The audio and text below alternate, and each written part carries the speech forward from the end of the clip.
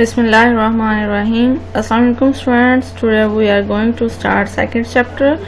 In this chapter of computer science, we will discuss about computer architecture.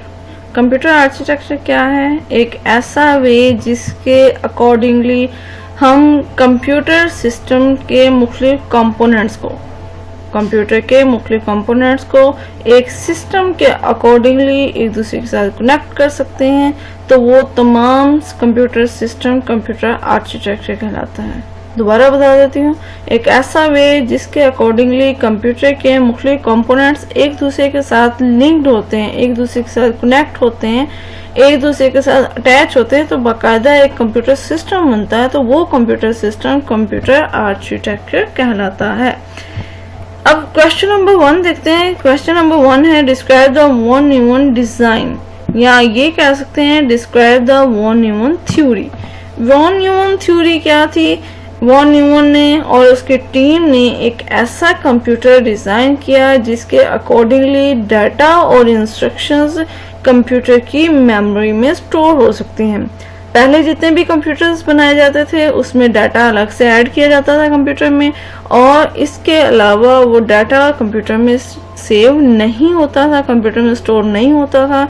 और इसके साथ साथ जो भी इंस्ट्रक्शंस हमने कोई भी वर्क अगर टास्क परफॉर्म करना है तो उसके लिए हमें खुद से इंस्ट्रक्शंस देनी पड़ती थी। कंप्यूटर के अंदर कोई भी इंस्ट्रक्शन स्टोर नहीं होती थी कि कंप्यूटर ऑटोमेटिकली वो काम जो है वो परफॉर्म कर सके।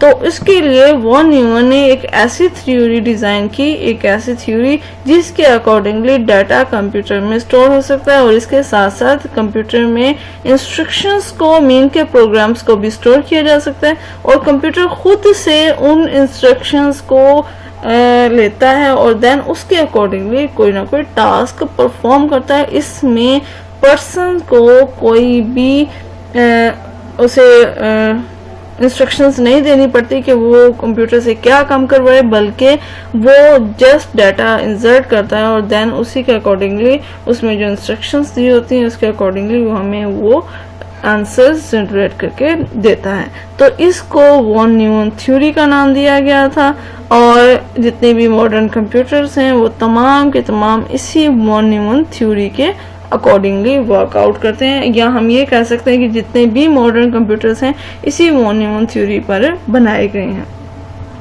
इन 1951 ने वॉन न्यूमन और उसकी टीम ने क्या किया था? Propose the design of a store program computer. क्या किया था? Propose the design. उन्होंने एक ऐसा डिजाइन बनाया जिसके अकॉर्डिंगली कंप्यूटर में प्रोग्राम्स को स्टोर किया जा सकता है। अकॉर्डिंग टू हिज डिजाइन, इसके डिजाइन के अकॉर्डिंगली क्या था कि a sequence of instructions means software की डेफिनेशन हमने पढ़ी कि set of instructions given to a computer to perform a specific task, या हम ये कह सकते हैं sequence of instructions given to a computer to perform a task. इसको हम कंप्यूटर प्रोग्राम्स भी कह सकते हैं। तो इस डिजाइन के अकॉर्डिंगली क्या था कि इंस्ट्रक्शंस ए सीक्वेंस मीन के वो प्रोग्राम्स और इसके अलावा वो डाटा। अब इसमें दो चीजें आती हैं कि कौन कौन सी चीजें उसके लिए ज्यादा इम्पोर्टेंस रखती थी। वो क्या था? Number 1 instructions and number 2 data जिसको उसने उस कंप्यूटर में स्टोर करवाया था। नंबर 1 इंस्ट्रक्शंस, कंप्यूटर में इंस्ट्रक्शंस को स्टोर करवाया और इसके साथ साथ कंप्यूटर की मेमोरी में डाटा को स्टोर करवाया था ताकि कंप्यूटर खुद से तमाम टास्क परफॉर्म करे। The computer reads the instructions. Computer क्या करता था? उन इंस्ट्रक्शंस को रीड करता था और 1 बाय 1 उन इंस्ट्रक्शंस को एग्जीक्यूट करवाता था। अब वो क्या करता है? 1 बाय 1 इंस्ट्रक्शंस को रीड करता है, और मीन के वो सीक्वेंस के लिहाज से होती है, तो वो 1 बाय 1 इंस्ट्रक्शंस को रीड करता है और देन वो एग्जीक्यूट करता है उन इंस्ट्रक्शंस को, और उन ऑपरेशंस के अकॉर्डिंगली डाटा पर मुख्तलिफ ऑपरेशंस जो हैं वो परफॉर्म करवाता है जो कि कंप्यूटर पर डाटा को परफॉर्म करवाने हैं।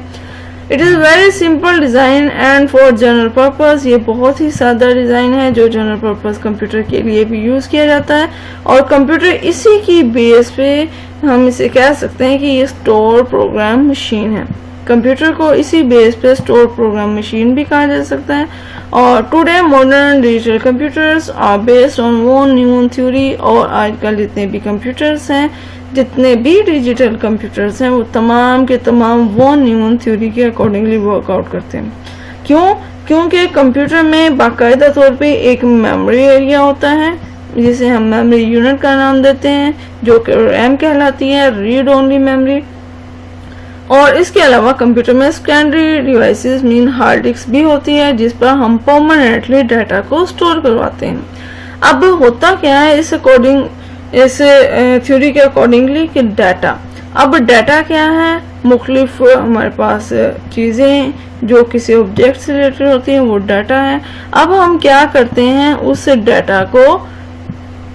इस डाटा को हम क्या करते हैं कि इस एक जगह पे स्टोर करवा देते हैं। और उसके अलावा हमारे पास मुख्तलिफ तरह के प्रोग्राम्स होते हैं। अब वो प्रोग्राम्स कौन से हैं, आपको पता होना चाहिए कि कंप्यूटर में कंप्यूटर जो है वो एक उसका मेजर कंपोनेंट जो है वो प्रोग्राम्स, या हम इसे सॉफ्टवेयर कह सकते हैं। कंप्यूटर चलता है किस वजह से, सॉफ्टवेयर की वजह से।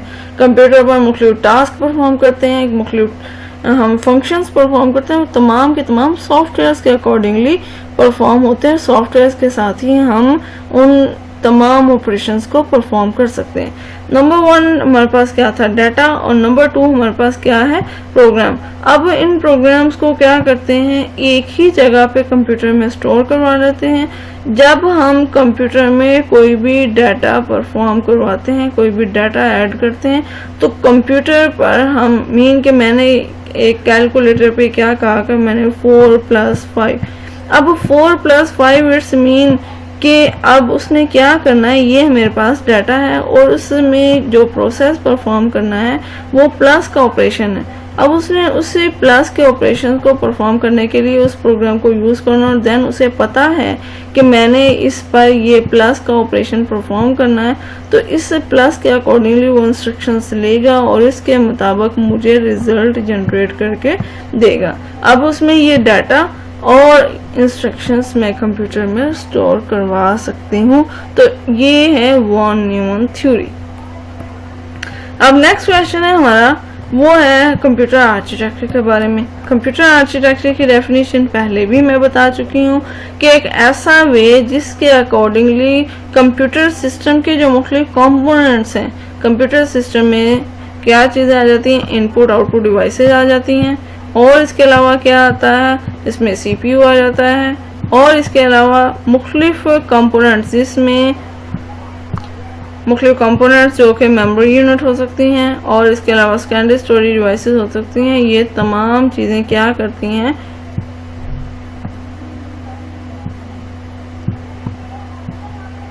कंप्यूटर को एक कनेक्शन क्रिएट करती हैं, और उसी कनेक्शन के अकॉर्डिंग हम यहाँ ये कहते हैं कि ये एक कंप्यूटर आर्किटेक्चर डिज़ाइन हो गया है। A computer consists of different components। Computer क्या है, कंसिस्ट होता है मुख्तलिफ कंपोनेंट्स पे, ये बात हमने पहले भी पढ़ी है। कंप्यूटर के मेजर कंपोनेंट्स क्या हैं, हार्डवेयर एंड सॉफ्टवेयर। हार्डवेयर में इनपुट आउटपुट डिवाइसेस, और इसके अलावा मुख्तलिफ डिवाइसेस आ जाते हैं जिसमें मेमोरी डिवाइसेस हैं, सेकेंडरी स्टोरेज डिवाइसेस हैं, CPU है, मेन की ये तमाम की तमाम हार्डवेयर में आ जाती हैं। और कंप्यूटर के अंदर जो प्रोग्राम्स हम यूज़ करते हैं, जो सॉफ्टवेयर यूज़ करते हैं, वो कंप्यूटर के सेकेंड कंपोनेंट में आते हैं। Each component perform a specific function in the program. Computer हर एक प्रोग्राम, हर एक फंक्शन जो है, हर एक कंपोनेंट्स अपना अलग से एक specific task, specific function perform करवाता है। The components of computer can communicate with one another. Computer के कंपोनेंट्स हैं वो एक दूसरे के साथ कम्युनिकेट कर सकते हैं। और the way in which various component, वो वे जिसके अकॉर्डिंगली कंप्यूटर सिस्टम के मुख्तलिफ कंपोनेंट्स हैं वो एक दूसरे के साथ कनेक्ट होते हैं, उसको हम कंप्यूटर आर्किटेक्चर नाम देते हैं। अगर आप डायग्राम में देखेंगे, मेन जो कंपोनेंट्स हैं वो कंप्यूटर सिस्टम के वो दिखाए गए हैं। इसमें क्या है, नंबर 1 पे इनपुट डिवाइसेस। इनपुट डिवाइसेस क्या है कि हम कंप्यूटर में इनपुट डिवाइसेस के अकॉर्डिंगली इनपुट इंसर्ट करते हैं, तो देन CPU उसको परफॉर्म करवाता है, एक्सेप्ट करता है, और देन इसमें जो इंस्ट्रक्शंस होती हैं उसी के अकॉर्डिंगली हमें उसके आउटपुट जनरेट करके देता है। अगर हमने उसको टेम्पररी स्टोर करना है तो इसमें इनको मेमोरी यूनिट पे वर्कआउट हो रहा होता है। अगर हमने उसी डाटा को परमानेंटली स्टोर करना है तो उसके लिए मुख्तलिफ सेकेंडरी स्टोरेज डिवाइसेस हैं, जो कि हार्ड डिस्क है और USB फ्लैश है, फ्लॉपी डिस्क है। ये तमाम सेकेंडरी स्टोरेज डिवाइसेस हैं जिस पर हम परमानेंटली डाटा को स्टोर कर सकते हैं। इसके जो डिटेल है नेक्स्ट इंशाल्लाह हम अगले लेक्चर में पढ़ेंगे। Thank you.